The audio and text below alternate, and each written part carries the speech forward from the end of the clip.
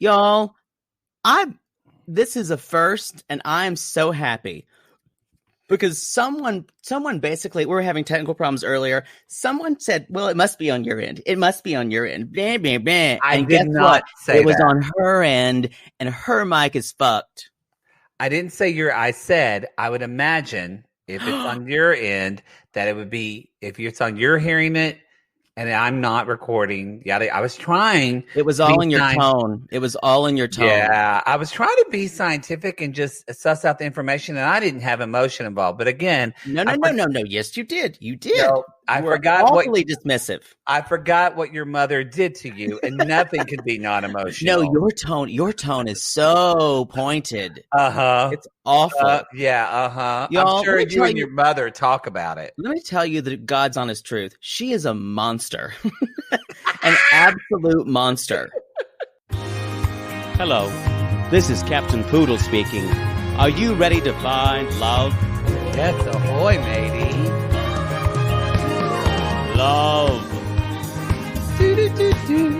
Exciting and new. Go online. They're catfishing you. Shocker. Fiancé. Soon you'll be flying to parts unknown. 90-day Beyonce. Marrying someone you only met on your phone. Be they French or Chinese, a brand new K1 visa's the key. Ooh, the key to what, Poodle? To love. It's reality gaze. Let's love. Y'all, you think she's nice on the show? The Reality Gaze movie is just going to be me like pouring lye and Poodle while he's in bed and like slapping him around. And he plays the nice one. That's me. That's in reality. That's Reality Gaze is not reality. I'm so kind. Well.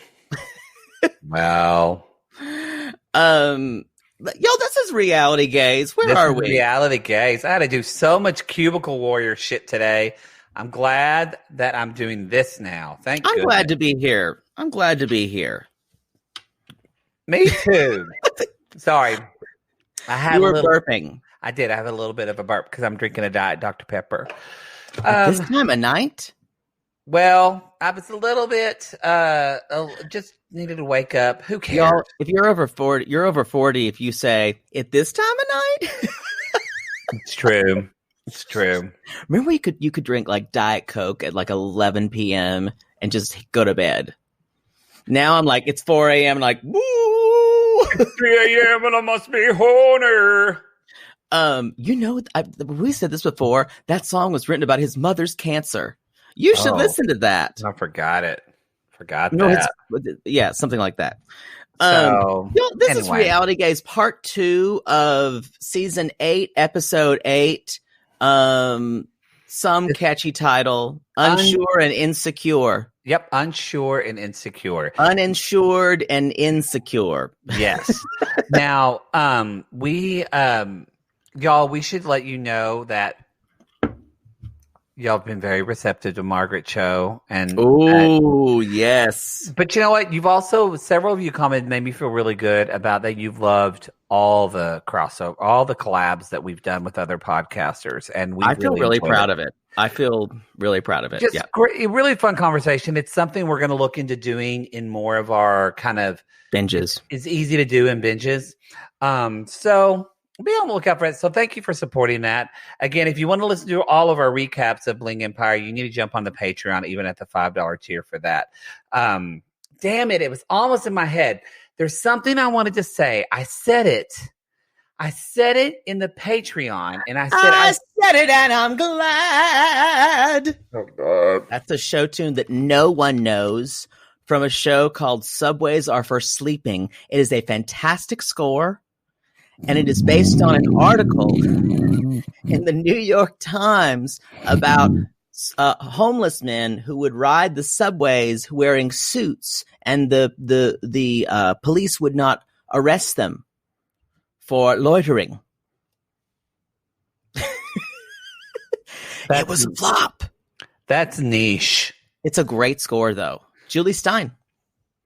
Anyway, so I'm sorry. That was really niche. I have to apologize. Thank you. That was like gross. What was I? I don't remember. I said something on the Patreon. I said I need to say this in the free show, and I don't remember what it was. Was it something about us talking to other podcasters? I don't know. Fuck it.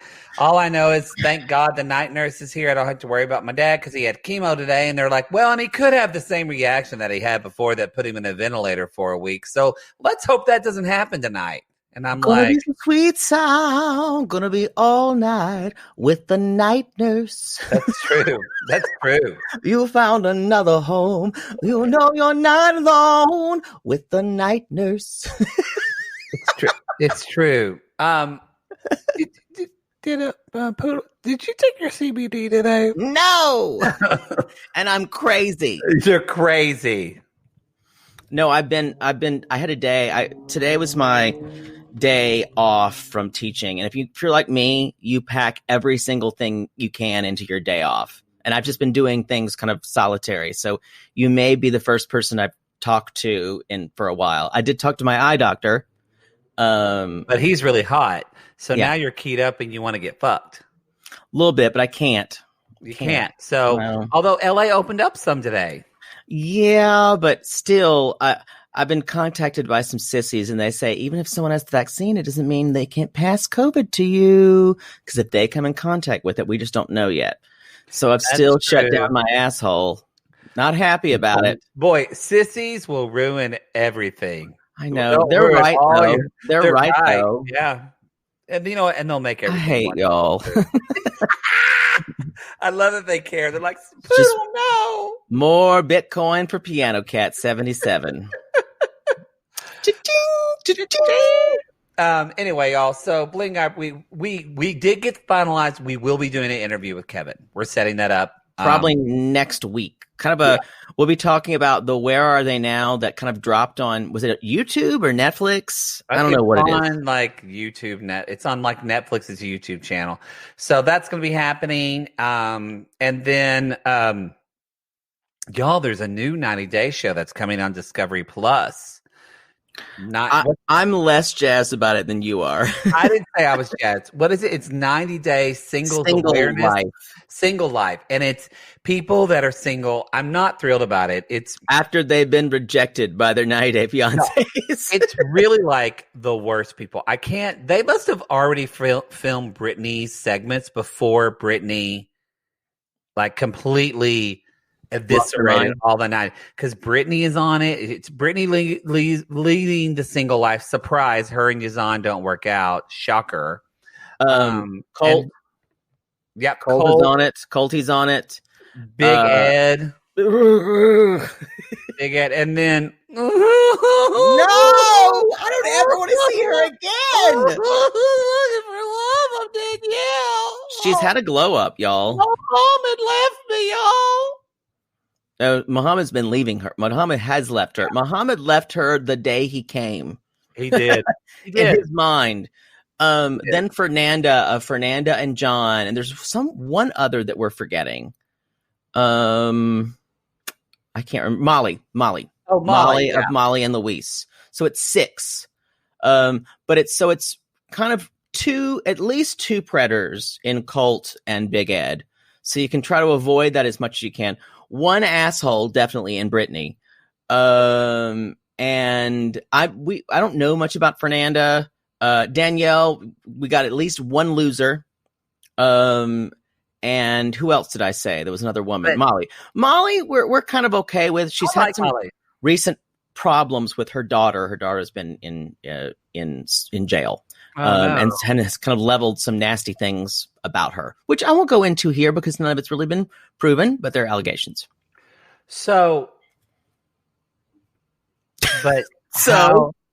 But how much can we make fun of these people?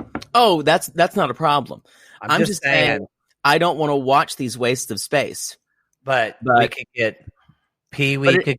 Pee Wee could come back. True. It is on Discovery Plus, though. So it would be our first Discovery Plus kind of niche thing. We just need to think about it. We haven't talked about it. I'm glad that you've talked about it on the show before we've actually discussed it. Well, I wanted to let our listeners know that show was coming if you wanted to get Discovery Plus. And now people will ask for it. I didn't mean to do that. Don't ask. No, we will not. I really wish we had had a discussion off the air, but that's okay. I can edit it out. It's fine. No, it's too late. Y'all, we will not be swayed by public opinion. Yeah, that is true. That's not true. We do what we want. We do what we want. You know why? Because whatever people think of us is none of our business. If you love us, if you hate us, that's none of my business. That's true. We just try to be ourselves, y'all. We do make each other laugh. And go to our own ethical and moral codes. Oh, do we start the show? I say let's start the show. Let's start with Mike and Natalie. They are, you guys, this is going to be a lot. This is a very long segment. This is a 180 from last week when we saw her telling him she's afraid of him, that she has a high IQ. She kind of had a break. It wasn't nice to watch. He was kind of freaked out by it. She was horrible to him.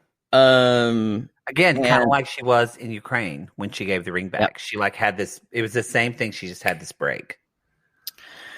Yeah, and I don't know if that's a temper thing or where when she starts losing control of things, she just kind of a switch flips, and she'll say anything and everything that is in her arsenal to do it.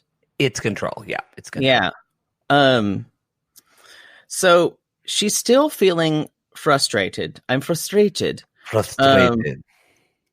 And she's like, but I know if I am more soft, more woman ways, I will get him to know what I want. The way that Natalie thinks about how to get a man is like from something she read in the Flintstones.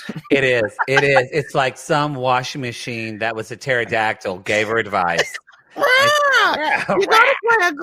gotta play a good girl, soft lady. Because guys just want to have girls who listen to them and be really nice. Right? It's a living. Because she even says, maybe this is later on, but no, she says, either I'm married or I'm raped. I prefer to be married. And I was like, wait a minute. Have you been listening to Brene Brown, where Brene Brown says, I don't want to be right. I want to get it right. And I was like, I think this is different. No, it just tells you how conceited she is. No, yeah. And you can tell y'all don't pull over. The idea that she's like, yes, in my plans that I am making, I need to convince Mike that I need to do things that are for me. So she's got all this like these kind of plans and all these machinations to be done. Like she's like, so I must convince him that he needs to bring my mother here, and then we get married as soon as possible. And I need him to give ring back, my precious. And all of these things she's getting him to do, kind of not necessarily tricking him. I'm not using that word. That's too strong of a word, but kind of manipulating him into doing these things. Agreed. Because there's some type of playbook she's working with that he has no idea of. It's hard. It's kind of hard for me to watch because Mike is so kind of dumb and regular. And if he is regular, that is a good word for him. If he is condescending to her, it is because she says something out of such far left field, and he knows that's the only way for him. That's the only way he can handle her. I doubt he's ever lost his temper like she has with him. I think he's always he always tries to disengage before that happens. I don't think that's his style. And which could almost be worse for Natalie. She kind of needs that drama, and it infuriates him when he doesn't give it to her. But he's a walking giant, and he's probably conditioned himself. He can't get angry or loud because he's probably pretty scary. People. Yeah, I agree. That scared me. It scared me. God, I miss smothered. Y'all, if Smothered comes back without Frank, I don't know what I'm going to do. Well, Frank's dead. I know. I'm just saying I'm going to have to make a lot of adjustments to that character when he's looking down on them, drinking chocolate martinis in heaven. He is drinking a chocolate martini in heaven, Frank. With like actual, with someone like Dean Martin. But can you imagine? Hey, Frank, enjoying the show downstairs? Yes, Dean, I'm so glad to be here. There are plenty of strippers to masturbate to and plenty of chocolate martinis for my consumption to promptly drink them. And here, I like it because I do not vomit. I think I've said this before. Y'all, I can't wait to see who Mary ends up dating. Oh, because you know she will. She'll get right back out there. It's going to be cuckoo. So, anyway, so Natalie says, I think I was overreacting and I'm sorry for that. I'm very happy to be with you. I try to understand. I put everything behind me. And Mike says, he's like, look, Mike says, I'm sorry too. He said, I'm not here to hurt you. Because I think that's a weird thing to say, but I understand why he says that, because it's like Natalie feels sometimes like people are there to hurt her. Yeah, she's so reactive. Yes. Yeah. And he said, I'm trying to have a lot of patience. And the worst thing about it is there's something about her and her reactions that is so, and this is the wrong word to use, but is like not pathetic in a way that we think of, but like pathos inducing. It induces something in the watcher. There's something about her that is like just gives you pathos because there's so much hurt for her. There is so much hurt for her. Yeah. You can't. It just feels traumatic. It feels traumatic, almost like you're reliving it with her. So y'all, Mom is coming for the weekend, and Natalie's like, Trish. Again, Natalie is so black and white because she says like, "I wish your you'd come." mom know you gave ring back? Yeah, does she know? And he's like, "Yes, I told her everything." And like, oh shit. And Mike, oh fuck. And Mike was like, "Well, she can be hard headed." And then Natalie goes on. She's like, "Is she sentimental?" And he's like, "No, she's not sentimental. No, she's not sentimental. I know, like we won't get along with her." And I don't know if this is joking, but I don't know if Natalie knows how to joke. It's very interesting. That's kind of what we find out with Mom coming. We learn Natalie doesn't get sarcasm, and Mike seems very sarcastic. Now, I do think sometimes Mike gaslights her and makes her feel dumb and weird because he just doesn't want to fight about something. So he's like, well, I'll make her feel weird or like crap about it. But I also think he's teasing her all the time. Right. No, I kind of agree with you. And she doesn't get it. Oh my God, that scared me. That scared me. I leaned over and my notes, y'all, the way this is, it's like two videos. It's like Poodle and then me, but I put my notes so I don't have to look at my face. So I can just look at Poodle, but I moved and I saw a head and I thought somebody was behind you. And I started almost to scream because I was at your house the other day and you were watching a fucking SVU where a guy came and grabbed a woman who was a cam model on her cam. And that he climbed in her window. And that's why I can't watch any of those shows. Because I love SVU. I won't be able to go out anywhere. I love SVU because they're such fucking cowboys, and I just love how they're taking on such like just garbage in the world, and they're trying to write it. Didn't the episode with Christopher Maloney air? I don't think so. I think it might have aired on Thursday. I haven't watched Thursday's episode yet. Yeah, I think it aired. Oh, I haven't watched it yet. I'm behind. I'm really behind on all TV that we're not podcasting. Y'all made me watch 8 episodes of Bling Empire. And we all know I didn't love it. You know what I did love, though? Which I'm saying now, we're doing for a Bi-Curious episode. I haven't talked to you about it, but we're doing it. House of Ho on HBO Max. It's fantastic. It's a really good reality show with an actual family and an actual family dynamic. and patriarchy struggles and cultural struggles. It's so good. And a mother who is queen of all shade. And then there's Aunt Tina, who is so sex positive. Oh, You'll good like for it. her. You need to watch it on the plane when the next time when you were driving or you have a moment. They're only like 45-minute episodes. They're a Korean family, right? Vietnamese in Houston. Oh, okay. Oh, in Houston, I'll see you when I go to MD Anderson this week. I think they're only in the nice areas. No, I'm actually staying in the area. If they live in Chinatown, which is where a lot of Asian families live, that's where I'm by. Well, there you go. You can just go out and holler in your neighborhood. Hey, hoes! Where my hoes at? They do make a lot of hoe puns.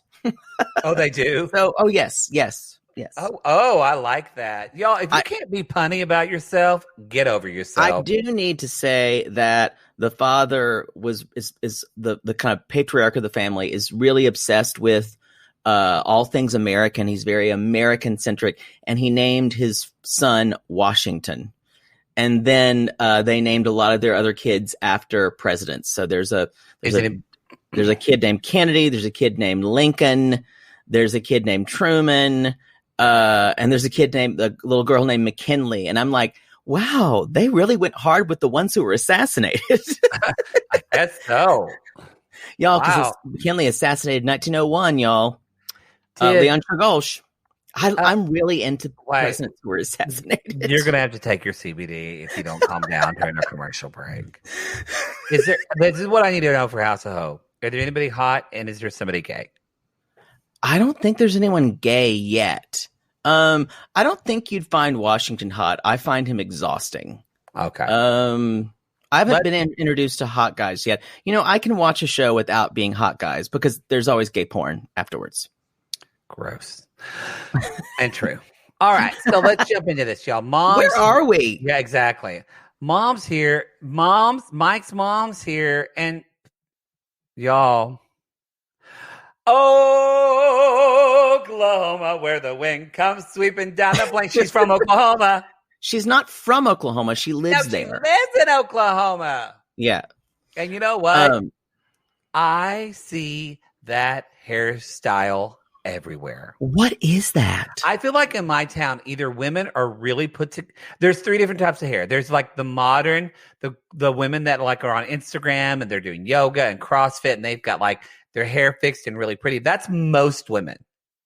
Then there's a small sect of Karen hair. Yeah, there's a little bit of Karen hair. It still runs strong here. And they're usually people usually women that are ranging up to like late 40s, early veins 50s. Of Karens. Yeah. Like veins of like iron ore. But then there's just like parts of town, like when you go to like, at least in Ardmore, when you go to the dollar store, you just see women with that haircut, with that Kim Davis haircut. Those bangs and that kind of like rooster's coxcomb part. Yeah. I stare at it and wonder why it exists. Instead of staring at it, Natalie just goes, "Oh, I like your style. It's so okay." blue. We now know what Natalie says when she's disgusted by someone. Yeah, because she said it before. You're so stylish. I love your blue. Bojangles, you're so stylish. You're the most stylish person. That means I can't think of a single thing to say to you. That's what that means. I don't like you. And this is what I'm going to say to you. Because I can't talk about your face and your personality, so I'm going to talk about your clothes. Yeah. So y'all, if you ever meet Natalie and she says you're stylish, run away. Run away. She hates you. I hate you. Now, Trish says, well, I don't have a super impression at this point, but I'm sure we'll work on that. That's a good Trish. Good job. Thank you. It's not really Southern, but it's very measured with what she said. Very measured. And then they're sitting there and it's Trish, Mike, Natalie, and the cat somewhere. And What do you think this is time? You know what? I think this is time. I think this is time. This is time for a newer segment that we like to call Outside Voice. Inside Voice. It's outside first, remember? Because that's the joke. The payoff comes later. I know you want to say inside voice, outside voice, but that's not correct. Outside voice, inside voice. Yes. See, it works better that way, right? Maybe. Maybe. Okay. So I know that because I coined this section and you still don't understand it. So this section was my idea. I know, but I named it. That's what I'm saying. You did, and it's a good name. And I know you're always going to fuck it up, which is why I'd rather say I am. I know, but I want to say one and you say one. Okay, so y'all, welcome to our new-ish segment called Outside Voice. Outside Voice. You idiot. I hate you. This is Outside Voice, Inside Voice. I'll be playing the role of Natalie, and I'm also going to be playing, and you're going to be playing the role of Trish, I believe, and I'll be playing the role of Natalie's outside voice. Okay, and I think you'll probably playing the role of. How does this work? We should have discussed. I'm going to play Natalie's inside voice, and you might also be playing Mike. Okay. So y'all, are you playing Trish? Yes. Okay. Sure. We're both playing double characters. Oh, the range. Y'all, the range. We're the Viola Davises of podcasting. The cat may come in here too. We'll see. Yeah, we never know. So y'all, they're sitting in this shitty living room. Awful. Just looking at each other and sing. Oh, wow. Oh. So how was your trip? Your trip? It's great. It was great. It was really great. I just had a good time. And, when am I going to get grandbabies? Like grandbabies. No, I don't know when you are joking. What are you saying? I don't have a ring. How can I get a dick inside me and a baby? I can't do this. I mean, I'm so glad you are here with us. Yeah, well, I'm just saying it's a lot to live up to, because nothing like birthing an elephant. Woo! You should have been there. Oh, it was huge. Elephant? What you say, elephant? I know. No, she's Nelly. She's saying that I was big and like an elephant. Oh yes, that's very funny. I will call my cousin, who is a witch doctor, and we will take the baby out of my belly button so I don't ruin my secret place. I mean, I love your style. You're so stylish with your blue. I love your blue. I say so stylish. Mike likes to joke. That's my son. He just makes a joke. He's a jovial person, happy. It's just part of him, Mike, do you like Mike's jokes, Nat? He joked, but I need to tell you, I do not have ring back, so. I want to kill him in the night. 'Cause you do not fight with family when you are loved. Natalie's big eyes. Natalie's big eyes. Natalie's big eyes. I can't say anything. Well, you know what? We're just gonna go out to dinner. I think that's a great plan. Get us all together, eat some meat, drink some drinks. Ready to go, Mom? Yeah, that sounds great. Let me just grab my bag over there with my Burt's Bees. My lips are chapped. I'm excited to go out for dinner. Where is my gun? And sing. That was our segment, Outside Voice, Inside Voice. And you know what? That was kind of an awkward outside voice, inside voice. It felt awkward when we were doing it. And I realized because this scene was we brought in the energy of the scene. Yeah, I felt awkward. I felt awkward. We are That was some fucking method shit right there. It was kind of like give us a fucking Oscar. I think it's probably an Obie that you get. What do podcast things get? There actually is a we're not there yet. Podcast category. I don't think we're there yet. We're not doing This American Life kind of work, y'all. No, I don't think we are. It's not Serial. No. It's not Brene Brown. No. It's not even Welcome to Night Vale or some shit like that. This is dick jokes and sketches. We do this to entertain ourselves. Let's be honest.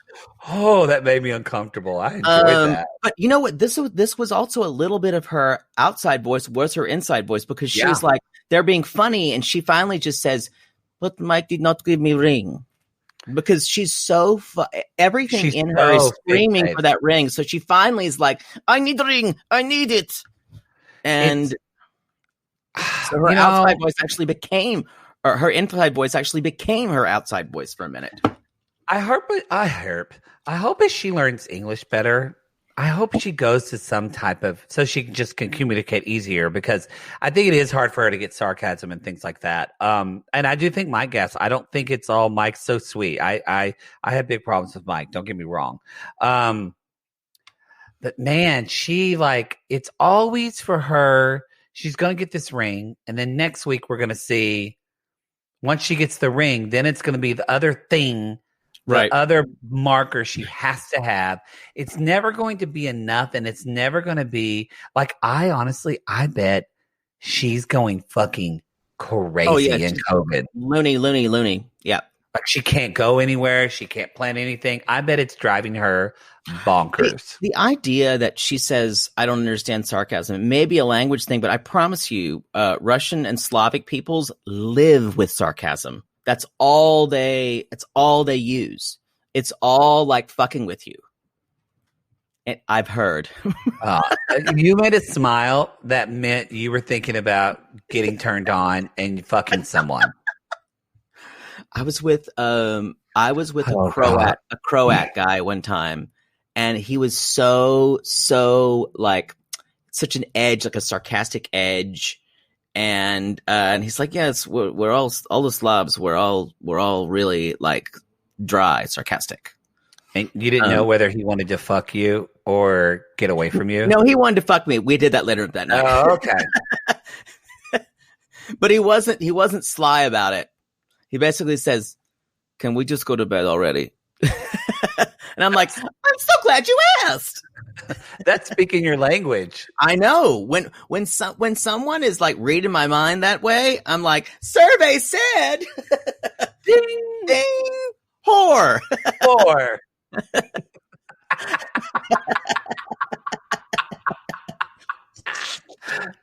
That was our number one answer. Show me whore. Show me slut. Number 2. Show me slut. Number 2. Show me dick pig. 3. And then and the Smiths are going to steal. What are you going to steal? Is it dick liquor? No. Show us that final answer.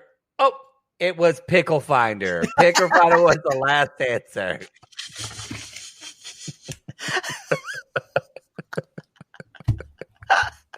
It's your turn to play Fast Money. Okay, what has happened? I don't know. I would love for us to like be a podcast family and play Family Feud. I love Family Feud, and I don't love Steve Harvey's like talk show. I think it's kind of boring and preaching. Yeah, he's funny on the show. But the Family Feud, golly, he's hilarious. Let's move on to the restaurant. And they're at some restaurant. I'm like, it looks like it looks on the side on the walls like Seven Brothers or something. And I like. I do want to say this is actually. Sorry to interrupt, but this is kind of important. Is that Natalie kind of says if we don't have good atmosphere, I don't want to have kids, and and she says I give back the ring. It keeps me guessing. And Trish says, Well, when you gave him back the ring, were you keeping him guessing? And Natalie said, silence. She doesn't know what to say. She's just trying to calm herself. And basically, Trish is like, y'all got to figure one out. And she said, don't test one another. If you don't do that, it's going to make it a lot easier. She's really wise, you guys. I'm telling you, she's the Oklahoma. Her hair is horrendous, but her soul is the Oklahoma Oprah. Yeah. That's what I'm calling her. So they're at the restaurant, and Mom's like, woo, it's hot. It's like my mother when she walks into a place. It's so hot. Is it hot in here, Jaybird? Or like Poodle when he walks into a place. Y'all, there is never a restaurant that Jake can get cool at.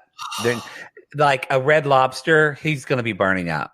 I will be. But if it's like a drafty place where there's are very few tables, I'm usually freezing. But most of the time they keep those places warm. So because of old people. Anyway, so mom is ordering a drink. So is Mike. So you can just see Natalie just trying not to say anything. She's basically like, you can see just a gerbil hamster wheel spinning in her head. That's it. The deal with Natalie is Natalie can't tolerate the holding of emotion. Yeah. She cannot, whatever emotion that is. If it's joy, she's got to be like, oh, it's so happy. Well, I think she just cannot do it. I think it's less about emotion than she can't tolerate for things to be not moving toward a preferred goal for her. Like, because the preferred goal for her and Mike is about him losing weight and eating basically she's, I guarantee you in her head, by doing like a 1 week off or every couple weeks they're doing no meat, she's going to think he'll wake up one day and decide he doesn't need meat and he will join my lifestyle. And that's exactly what she thinks. So everything she's doing is pushing him toward not necessarily trying to be better, but trying to live the life that she wants him to live. It's not about them compromising. It's about her pushing him towards a way of life that she thinks they could both really be excellent together with. Very Scientology in a way. Yeah, it's a good, okay. Yeah, that's true. So that's true. He's sitting there putting butter on that roll, y'all. And if you're at a restaurant, let me just tell you, if you're at a restaurant, you put as much butter on a roll as you fucking want. Don't let anyone tell you. I had my father one time say, you only need 1 pat of butter for that, son. And I'm still scarred about it. I'm so sorry. If you're at a restaurant, you do what if you want to eat 4 things of butter, you do it. Do it. You're out to eat. You're out to eat. So they're sitting there and it's very quiet. Natalie is literally just sitting there smiling at her like, love me. And Natalie watches him put the butter on. Her skin is she's itching out of her skin. And she says, don't eat so much butter. And Mother Trish says, what? Pardon me? And Natalie says, I try not to eat butter. And then Mother Trish says, oh, butter is really good for you. It's good for your mind. Butter is real good for your memory. You can use butter. You can use it as lube. I think she got this from, do you remember the Schoolhouse Rock episode? I was like, butter, it's a use for everything. It comes from milk. We promise this is not paid by the milk lobby, but you want to use butter. You want to use it for lube. You want to put it on your skin when you're doing out in the sun. You want to put it on your skin and you're going to put your skin so good. I like butter. I want to eat it on some corn. I want to like butter. I want to eat it on some toast. You can put it on the pan and you could have some eggs in the butter. This is not paid for by the dairy lobby. You know, all those things like the cheese thing, it was all lobbying. Oh yeah. So she watched the Schoolhouse Rock with a butter pat. Trish watched that and now she is the Bubba Gump of butter. A lot of people don't know that, but she knows a lot of different ways. Like I said, you can eat it. You can eat butter. You like I said, you can use it as lube. Once was in a pickle down on Highway 75, my flat tire.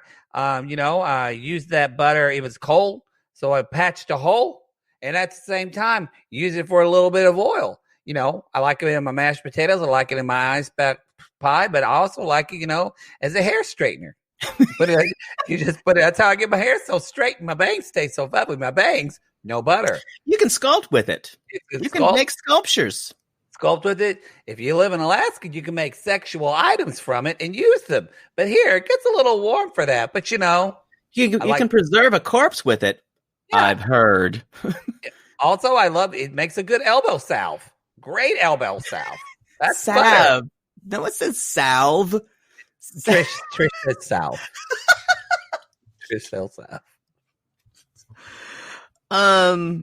Anyway, y'all, this butter thing was the weirdest thing about the episode and kind of the best thing about the episode. Kind of the best thing. Even the producer's like, tell us about butter. She's like, oh, it's good for your memory. Now look. Have we Googled that? Have we Googled that where that even came from? So a lot of this comes from Bulletproof Coffee and keto. Oh, so she's been doing keto. So butter does have some good fat in it.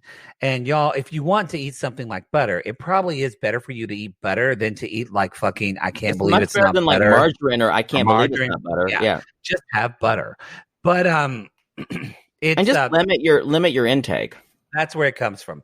Keto works for some people. Me, when I tried it, I went to my doctor and he said, "What the fuck are you doing? Your cholesterol's going through the roof." People lost a lot of weight on it. I did low carb for a while and lost a bunch of weight, but like I put it back on.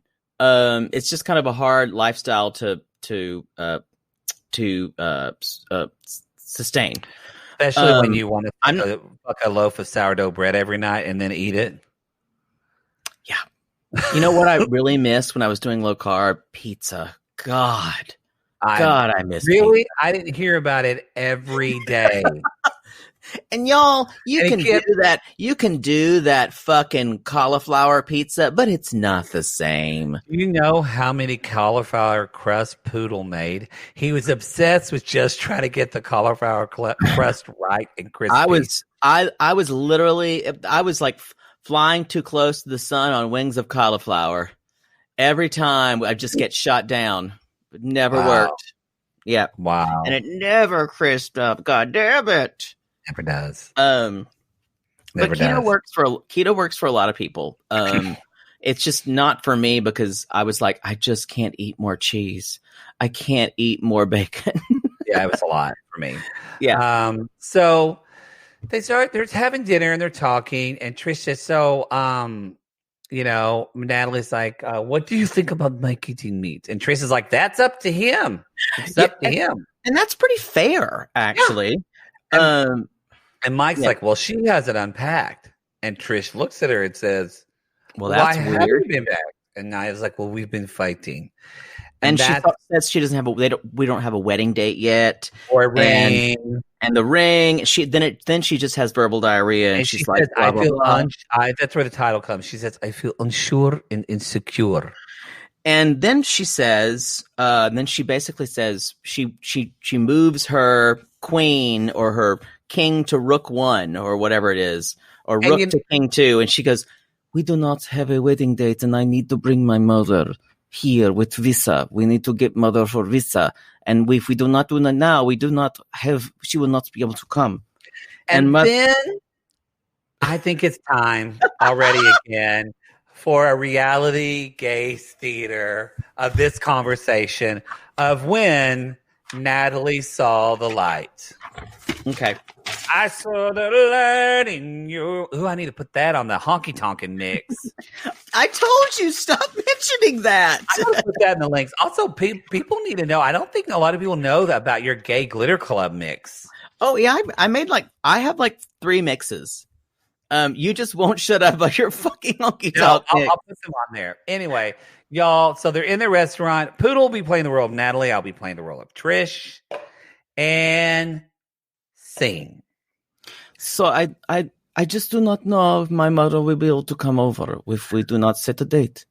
Well, do not get visa. I hope that she comes. I understand that you need to make plans. Do you think it upset Mike when you gave the ring back to him, Natalie? Yes. Did you even ask? No. Yeah, I don't.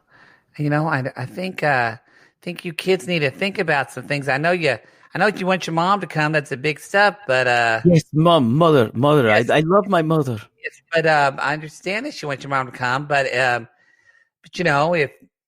it might be good just to get the visa, and then if you use it, you use it, and if not, no skin off my back nor Mike's, and you don't use it, it's fine. But at least you make plans for your mom to come. Thank you. Reach across the table. Thank you, Trish. Thank you, Mother Trish. Thank you. Confessional. I finally found a magic button. Trish. This will be good for me. Butter. And scene. Wow. This turned around. I was shocked how quick I couldn't believe it. Yeah. But honestly, it is only fair. And they only needed an outside observer, for Natalie, for Mike to say, you know what?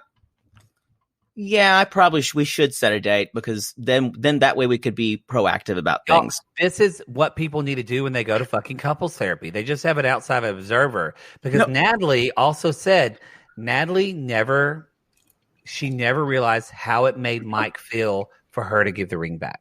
Right. They never, Which blows my mind, because I'm way too empathetic. That I would think about that all the time, but she never fucking thought about that. Well, she has those fits and she just gets over them. But for Mike doesn't work that way. No, he holds on to it. Mike is an elephant. He'll apparently out of the mom's when she births him, and he never forgets. Literally, you guys, they're going to they're deciding on the date the next day. This episode can be so long. Should we just go? Should we keep going, and so we'll do the commercial at the end of this section? Yeah, we'll just finish Mike and Natalie. Let's just finish it out. We can always find the thing earlier. Yeah, we really had to talk about that off Broadway show. No, it was on Broadway. Subway Surfer Sleeping was on Broadway. Yeah, okay. That was when you could put a Broadway show on Broadway that was really crappy.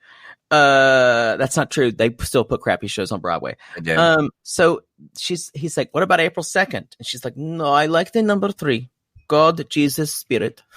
Spirit. And then she says, well, she doesn't tell Mike this, but she married her first husband on the 22nd. And that's why it failed. So Mom basically says I think they've got a long ways to go, but... And she says she doesn't actually think they're going to make it. She does say that. She does say that. Yeah. But they're talking about having the wedding there with some nice flowers. She doesn't want it to be in a church because he's not baptized. She's like, it would be wrong. I'm kind of... But was she saying wedding's not real anyway? No, because if the wedding's in a church and he wasn't baptized, it would be wrong. Oh, in other words, okay. Yeah. I was kind of impressed Natalie came around to that. Weren't you? I think she's chosen her battles. Yeah.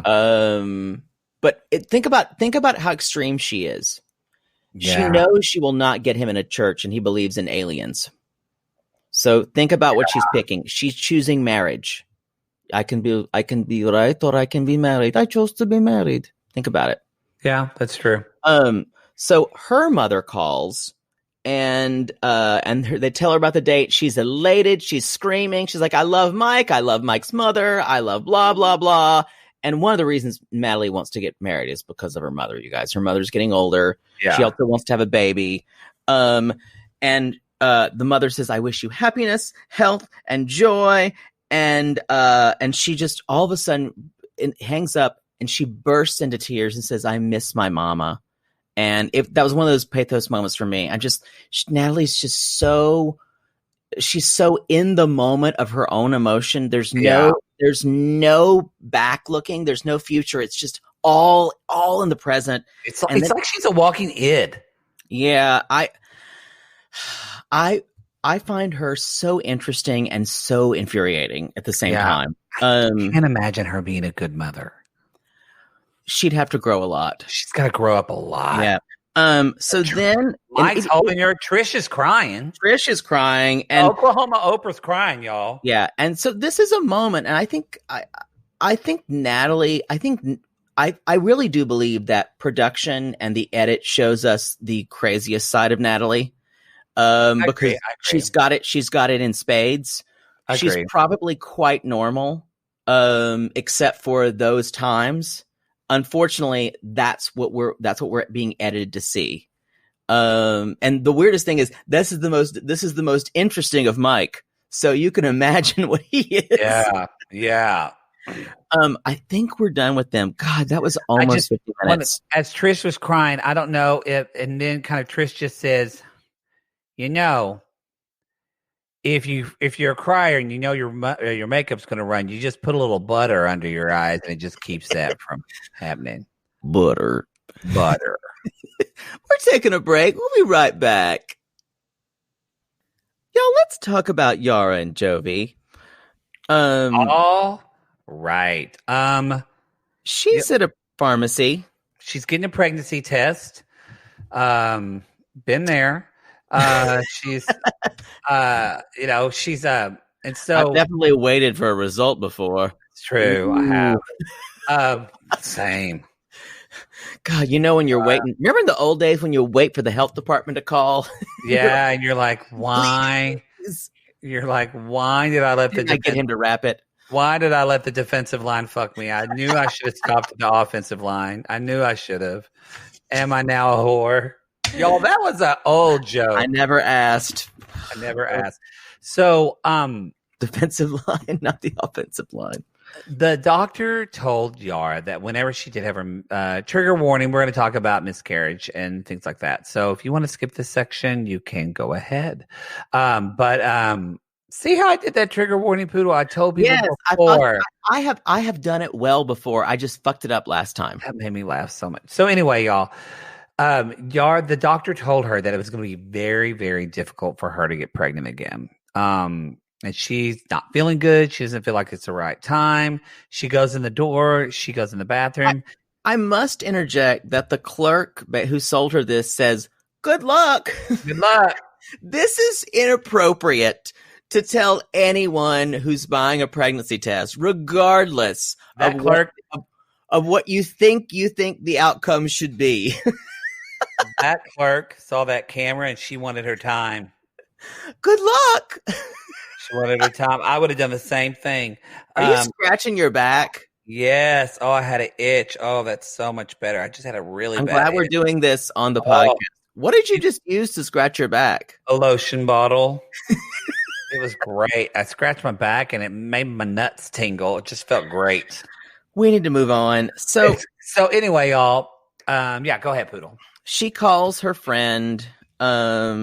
She goes into the bathroom and we hear her, flush the toilet. We assume she's peeing on the stick. And you guys, kudos to the camera person because they're doing a very dramatic shot of just a door, and then they go like, "Whoop," in on the doorknob. Like, boom. I was like, you literally just made filming a door dramatic. Good for you. I will say that I kind of agree with Yara. This apartment complex is basic as fuck. With these everything's like polished steel. It's not for me. It's very lofty. Yeah, it's gross. So she calls her friend Lara, and she says, "You won't believe this. I'm pregnant." And I gasped. What did you? Well, I didn't because I already knew. I knew a little bit of a spoiler that she. I'll say it now. Spoiler alert. Wait, no, I don't want to know a spoiler. All right, I won't say anything. She gave birth. Yeah, she had a baby. Oh. Sorry, spoiler alert. Well, no, that's not a bad because I think that'll be good for people watching this. They're scared that she's going to have another miscarriage. Yeah, I get you. So I actually don't mind that spoiler. Like, we know the baby comes. They had a baby girl. Yeah, they had a baby girl. Okay. Spoiler alert. You didn't have to say that. I think I'm not going to have have a party for the gender because Poodle just said it. She doesn't get. She got it. She got the gender All spoiled. my surprises, Carl. Y'all, here's the thing. The sex of your baby is not a surprise to anyone, and it's not a big deal. Stop doing gender reveal parties. They are basic. Stop doing them. You're also deciding the gender for your baby.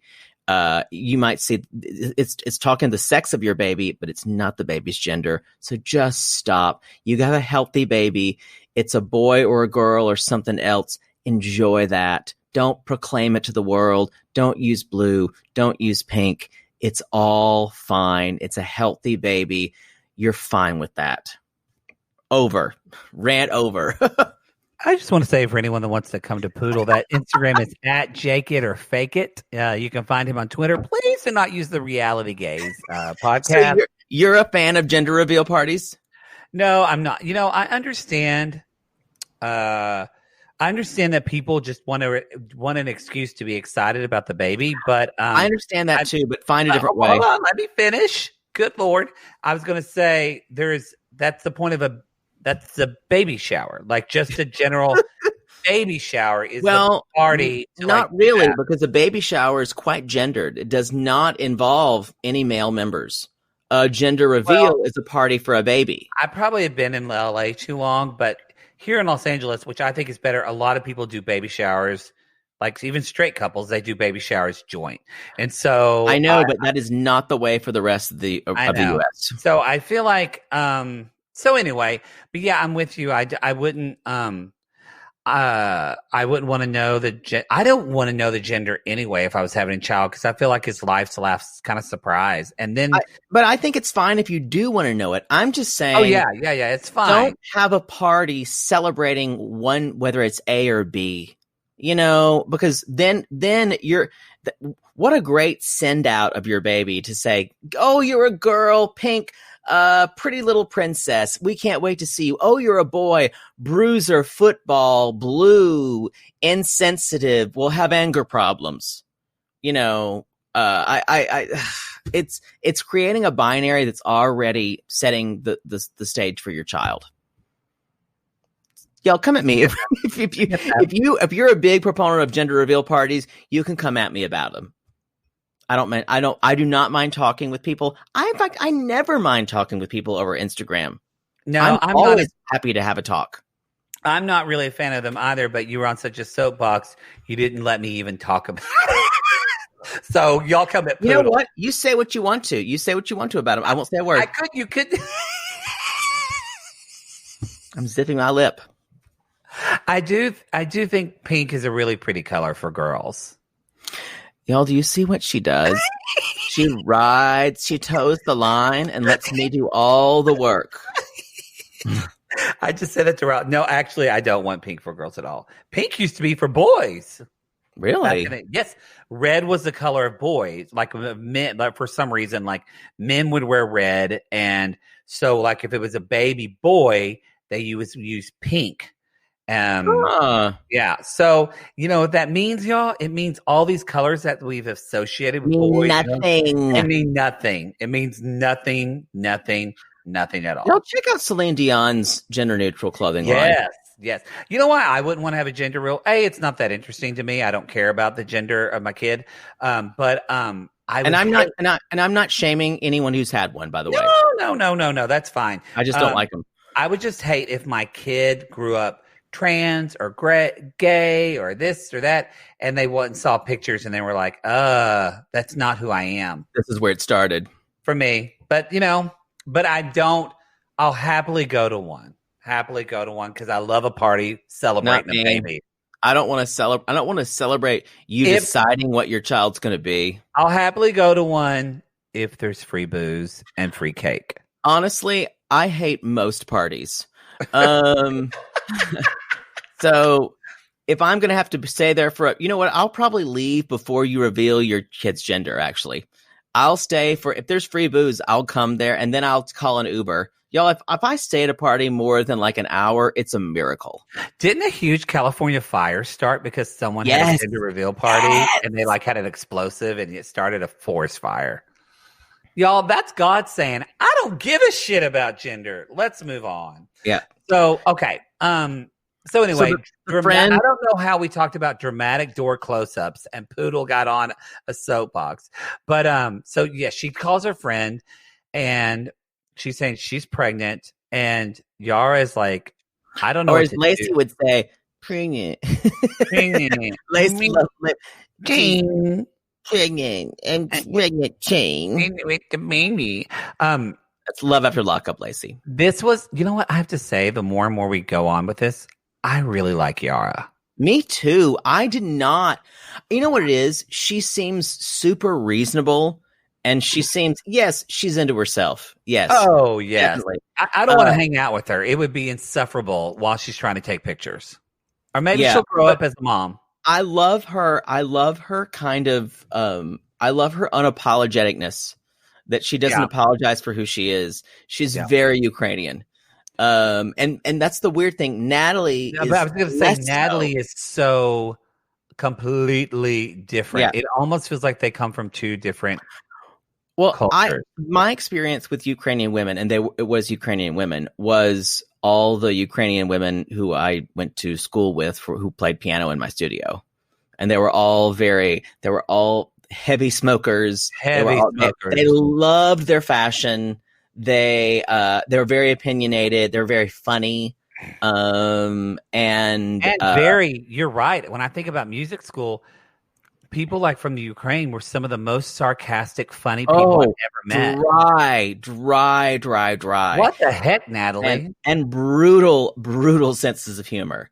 But Yara does remind me of them a little bit. But I want to say that she's deciding to not tell him until he's back. And I was actually surprised we did not have a conversation of what am I going to keep this baby? There was not even a conversation. So, I mean, for some people, that's not an issue. Yeah. If I was pregnant, it wouldn't be a conversation for me. I would keep the baby. But and there's no really. Yeah, I would. I really believe in a woman's right over her body. But personally, if I was pregnant, I would have the baby. No, I get that. I was just saying I was surprised. I'm too much of my mother. I think about that kid. I was just surprised there wasn't even a moment where her friends say, well, you don't have to do this. Yeah. I wonder, that culture, they'll support that? I do not know. Yeah, I wouldn't think they would. She hasn't said anything about being religious, but who knows? Yeah. So, but what I loved is she said, I love that she just says, I don't know what to do. Like, this is not, and this was such an honest moment of, this is not my plan. I'm going to be sitting here alone with a baby while Jovi is going to work. I'm going to be all alone with the baby. This in is Guyana. And I'm not going to be able to go out. This is not my plan. It was just like it was a very, I think, human moment. I don't think any of this was her plan. I don't think she really knew the impact of being alone in a city when he was gone. Yeah. And she would have no friends. Yeah. Especially the frenemy with her friend who we think wanted to fuck Jovi, who kind of like gave her like Jovi's worst secrets. You know what really sucks about this too? I actually think Yara will turn things around and be a good mom. I do. I think she'll be a good mom. Jovi's gonna be a shitty dad. I agree. He's gonna be a really bad dad. I said this Maybe last I'm night, wrong. you guys, but this is the worst cast of men we've ever had on 90 Day Fiancé. Mike's the winner, and we see why. Shockingly. Because we met Miss No, Butter. Zied is the winner. Zied is the winner. Oh, Zied, yeah. But think who we have. We've got Mike. Well, Tariq. You know how I feel about Tariq. I'm teasing. You know how I feel about Tariq. But Tariq, I know that Tariq gets on my nerves too, but he is not in the same category as like. No, he's not in the same category as Brandon, Jovi, or fucking Andrew. Tariq is a good father. Oh, yeah. This is the worst class of men. The men are disgusting this season. They are absolutely disgusting. So, So Yara is on the way to the airport. She's like, Jovi comes home. Yeah, she's opening the window. Jovi comes home. Jovi comes home. And I do feel sorry for Yara sometimes because I feel like she wants to be excited, but she won't let herself be excited because she's already worried that he's not going to stop partying. She hopes it's going to be different. And she's nervous. She's excited to tell him, but she doesn't know what to do. And she's sitting there like, if my boyfriend was gone for a month, like, I don't walk in the room or like walk up to my boyfriend at the airport and he's looking at his phone with his body language turned from me and he looks at me and goes, "Hey." But like, that's him. That's both of them. That's both of them. And both I feel like them they are both do this little bit of, I'm not going to show vulnerability of who I am. I'm going to punish you or make you work for it. That's their game. That's both of their games. This is, y'all, if you're in a relationship like that, it will not last. It's a little codependent too, on her part. Yeah. Yeah. Because they all have to show how non-vulnerable the other is. Now, Jovi just doesn't have that emotional vocabulary. He doesn't have it, you guys. He does not have it. He's incapable. Yara's just trying to play along because that's what Jovi can handle.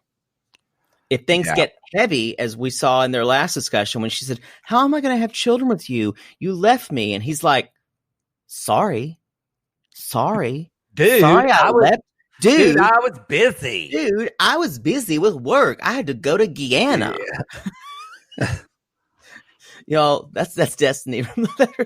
I was busy. So, God bless her. So she's going to start to see him. And then she says, "Wait a minute. Are you drinking alcohol in the morning?" It's 8:00 and he's drinking a Coke and whiskey. I'm going to say something and I can't believe I'm saying this. As Poodle drinks a big drink of vodka, that made his face like turn inside out because he put so much vodka. It was very strong. People drink on weird hours on planes, and it's kind of, I think Jovi is probably a functioning alcoholic. A functional alcoholic. Yes. Yeah, he is. But people drink on planes, or I never get it. Like I will say most of New Orleans are functional alcoholics. That's true. But people, when I was flying back here, I was on an 8 a.m. flight, and there was people like having a beer. Yeah, especially international flights. Yeah. And I was just like, that sounds disgusting to me. But on international flights, it's almost like no rules exist. So I think she's right but I feel like in this instance, I was like, I would give somebody a little bit of a pass on this one. I think he should just say, you know what, it's okay. I promise this is fine. Or maybe since I just got back, you know what, I'll throw it away. I'll get something else if I want to drink. Now this is the alcoholic part, y'all, because if somebody can't walk away or has to always finish their drink, that's a problem. Yeah, he takes a big long sip. I think he's more pissing her off. Yeah, that's true as well. He does tell her to shut up after being there for like 2 minutes. And the way he said it, he's such a piece of shit. Oh. He said it like really quiet, like under his breath, like he knew he shouldn't say it, but he still had to say, "Shut up." He's disgusting. He's garbage. He's the worst. He's one of the worst male 90-day cast members. And I'm thinking about someone like Colt. You know, this person. But think about it. Think of the way he treats women. It's not good, and we see a little bit. That's basically Yara's like, he just seems so different than the guy I was dating before. And we see next week, at least for the way they've edited it, it does not look like he handles finding out he's going to be a father well. Yeah, I don't think they edited exactly the way I think. I hope they're wrong. Listen, though, any patriarchal Cajun boy is going to be actually happy to have a child. Because that means that emphasizes his virility. He'll be okay with it, especially because they're going to get married. All right, unless it freaks him out about not. It'll take him a while, but he'll become okay with it. I could totally see Jovi asking or wondering if she did it on purpose. Oh, I guarantee you, he'll accuse her of lying. He'll And accuse her of did lying. you just do this to just like trap me and get a baby? Yep, he'll accuse her of lying because he did it before. And maybe I'm wrong. Maybe this will actually be, let's look on the bright side. Maybe this actually could be healing for them because they did go through that miscarriage and this is like a second chance of what they thought their life was going to be. Maybe? I agree, but I think he will accuse her of making it up. I do too. Unfortunately. Y'all, let's just as pumpers, y'all, yeah, that's a deep cut, but as pumpers from one of my favorite reality shows, Sweet Home Oklahoma says, I love pumps. Let's just move on to this lazy Susan of shit sandwiches and talk about Brandon. Did she say lazy Susan of shit sandwiches? She did say, she's like, my life right now is just a lazy Susan of shit sandwiches. That was Sweet Home Oklahoma, right? Yeah, I really like that show. I like that show a lot. Yet another show that got one season, I believe. On Bravo, yeah. Yeah. You know what I think is interesting? Because I read the ratings were good too. I think especially in this climate, I'm kind of shocked. I think like Bravo, they totally need to do Southern Charm New Orleans. As bad, instead of trying to like bring in like black people and make these white people on Southern Charm. Regular Southern Charm, yeah. There's a whole New Orleans cast. And they actually, the last season started to get dramatic and had good ratings. And they're not doing it. You know what? It could have been that they remember that people have to agree to be on these shows. That's true. And so I don't know if Jeff, I liked it. I became friends with several people in the cast. I don't know if Jeff Charleston, he kind of went a little cuckoo. Name dropper. Anyway, let's talk about Brandon and Julia. Yeah. And y'all, this can be summed up in a couple of beats. Basically, she's feeding the animals. She hates it, which has been going on forever. She hates where she is. She tells the chickens to shut up. She calls her father. The father's like, she's like, I am dirty like a pig. And she is. There's like marks on her face. She's a city girl, you guys. Don't forget that. Is. And her dad is. Yeah, go ahead, Poodle. Sorry, I thought you were done. No, it's fine. I was just going to say, her father tells her that, there can only be one cook in the kitchen instead of two, which is kind of what's happening with her and Brandon's parents. And he says Brandon needs to fix this and be a man. He's the head of your future family. He needs to resolve this. And she's like, yes, you're right. I'm going to talk to him today. And she's going to give him an ultimatum. So she calls Brandon in her bed, and she basically says, I don't want to live here. I hate this place. And he keeps saying, Julia. She started the conversation with, I'm done. Julia. Yeah. He was like, stop.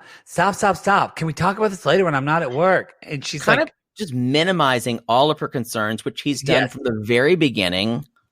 Y'all, if you want to piss me off, put your hand in my face and say, no, I can't hear it. I'm going to scream at you and then grab your hands physically to restrain you to let me talk. And then, it's going to be ugly. Yes. And she says, I feel like I've made a mistake. And Brandon, you didn't see this is not what you promised me. And then Brandon responds with, I don't understand your phobia of animals. They're cute. And don't you want to feed the cute animals? This is bullshit. Well, it has nothing to do with how cute the animals are. No, it has nothing. It's that y'all, hey, I think women are beautiful. I don't want to suck tits. If you make me suck tits, I'm gay. Well, that's not what I want. And it's like, this is not what she wanted at all and not what was promised to her. And also, this is indentured servitude, what's happening here. And it's just... And y'all, from what we've brought this up before, but from what we've heard about Brandon's parents, from sissies that know her, is that, we mentioned they're swingers. That's kind of cool, but they're also crazy QAnon. This is like an emergency... doomsday preppers, doomsday prep camp. And also they say that she is just as obsessed with Brandon as on the show. Like, this is not putting it on. So I think Betty is fucking crazy. So then basically Julia says, you know what? If you won't leave, I will go to Russia. I'll go. I hate you now. She's like, if you don't understand this, bye. And so then he's Brandon's like, why can't you just take care of the "Why can't you animals, take care of the babe?" cute animals. And Brandon's like, Julia has no idea of how lucky we are to live in a place for free. And I'm I trying hate really this. hard to make you happy. And it feels in vain. It feels like I can't win. And I said, you're not trying hard to make her happy at all. You haven't tried. Honestly, Brandon hasn't tried to make really anyone happy. He's like riding the fence with his parents, but they have all the money this is what happens when you don't ever take a side. Yeah, exactly. And it's trying to fit her into his very insular life. Yes. Instead of trying to make a place for her, which is very different. Very different. Place in this world. No, but think about that. Place in this world. Think about it's the same thing of, let's say if your life is a series of like dressers a la Natalie and Mike, and instead of clearing out a drawer, you just move half of your shit and you give them that much room. No, I said that's what she's done. He's done. This is a metaphor. And a sissy messaged me and said, looking at it, it almost looks like Julia is sleeping not on a real bed, but an air mattress. Yeah, it's all bad, you guys. And I just mean that, like, y'all, that's the metaphor of like, if you don't, you know who's really good at this a lot of times are people that have been like Danny and Amy, like honestly, the people of like, and it's not always like this, but a lot of the people that the American family is religious. And so they believe like they have this church of community. You welcome people. You make people feel welcome. Danny and Amy, Child Bride, and what's his name, who were Mormon. William and Alan. Less said better. Families really do a good job of making this person feel included. And nobody's done that for Julia at all. Well, something's wrong, and you felt it as soon as they met her at the airport. Yep. Everyone, you guys, if you have any empathy and any judge of character at all, you knew this was bad. Yeah. So basically Brandon's saying things like, regular people and other people would love being in the farm. They're feeding cute animals. They're living rent free. And she's like, no, you don't understand. This is not my dream. This is not my dream of you being gone all day in your work and me being on your family farm under your parents' thumb and basically them regulating our fucking sex life as well. But he still says, he's just something that he says that I think is like, ugh, this is not good. You don't want to be with a spouse who says, it's not as hard as I don't think it's as hard as you're making it out to be. Yeah. Like, I don't you guys. That means he can't see it from her perspective. Means he can't see it from her perspective. And you guys, even if you don't, there's been shit that my boyfriend has said that I'm like, I don't see that at all. I don't even agree with that. But you know what? That's his experience. That's where he is right now. And I've got to fucking accept that and let that just be that. Apparently, are you on Grindr again? What's happening on your phone? You're looking on your phone. Someone just looked at something. Oh God! You can see a dick later. You can see someone fuck themselves with their own penis later. It's not like you haven't seen that a million times. I have. So basically, he finally relents and says, you know what? If I'm going to lose you, I will talk to my parents and we'll get away from here. And he's like, I'm just worried about how this is going to like affect my relationship with my parents. You know what? I think he doesn't know it, but I think if he does this, it will be a gift that he didn't know he needed. Oh, totally. No, this is exactly what needs to happen. Brandon is one of those guys. He hates his mother, but he'll never admit it. He'll never be able to say it. He'll never be able to say it. Agreed. And it's in his family, and we see a little bit in his dad. His family, they're all so angry. They're just angry. Bubbling under the surface. Yep. I think his dad is scary. Yeah, I could see it. I think his father could have a second family. Oh, my God. Y'all, his dad cheats on Betty. I believe it. Well, remember they're swingers. They're so swingers. It's they probably have some system. Yeah. I think that's the show. I think that she does like hug. I think that she does kind of hug him and like breaks down and cries. Like almost like a release after all that. It's pretty beautiful. And nothing about this show is beautiful. Well, it was a good episode, y'all. Brandon and Julia were gross, but this was a good episode. Matt Sharp, keep it coming. This is why we do this shit. This was a good episode. And now, you guys, it's time for our spirit alert. We don't have one. We don't have one. No, we do. I told you what it was. No, I listened to it. That's the one we already played that one. Never mind. Are you sure? Yeah, I promise you. Why didn't you tell me when I came back? Because I forgot, because you took 2 minutes to go pee. And then 2 minutes. Wow. No, I'm not judging you. I'm saying, you know how flighty I can be. I forget. Yeah, we've already also, we don't have any. We're out. So be sure to send that number to our patrons so they can call out. Poodle, what can they call about? They can call about whatever. Anything. You can talk about something I gave last week. What are you going to do after COVID? Or what are you, or how are you feeling now? How about this? What are you going to do for Valentine's Day, y'all? If you can't go out for dinner. Fuck that Valentine's. Fuck that Valentine's. Sounds like a good Valentine's for me. You know, again, if you're listening to the Margaret Cho episode, she's going to be doing a live show on Valentine's Day where you basically can ask sex advice questions to her. So y'all do that. Do that. Better time spent. That's true. I'm not a Valentine's Day person. I'll be in Oklahoma and my boyfriend will be, I'll just be wiping my dad's ass on Valentine's Day. It's a made up holiday. Remember, don't feel like you're pressured to do anything. I never do. Even when I'm with someone, I don't feel pressured to do. Oh, I just realized I'm going to miss my anniversary though. That I'm a little sad about, but whatever. I'll have lifetimes. I'll have lifetime. The anniversary of fucking or dating. No, this is like our big anniversary, 6 years. So how is the big anniversary 6 years? Because it's just a long time. When you make it past 5? And what was your longest relationship, Poodle? 5 months. 5 weeks. No, I'm just saying, why is 6 a big deal? No, it's just a big anniversary. I feel like 6 is it feels like, it just feels like, you know what it is? It's like, oh God, we're getting close to that 7-year itch. That's not. You're just using other. Don't use other paradigms. It's just not worth it. But it's all those things you see about, that you hear about, and it's you're done with 5, so it's like you've settled in. You know one another. This has become tiresome. Let's end the episode. I don't want to hear you talk about your problematic relationship. I love him, so I don't miss him. Poodle, you need to find love. Maybe that's what we'll do in 2022. We're gonna get someone for you. You won't get a thing for me. I will find whatever I want. What if we have sissies? Like it becomes a game. Like we do a whole podcast just about finding you. Derp. Call Daryl, your little gay cousin. I got someone for him, Carl.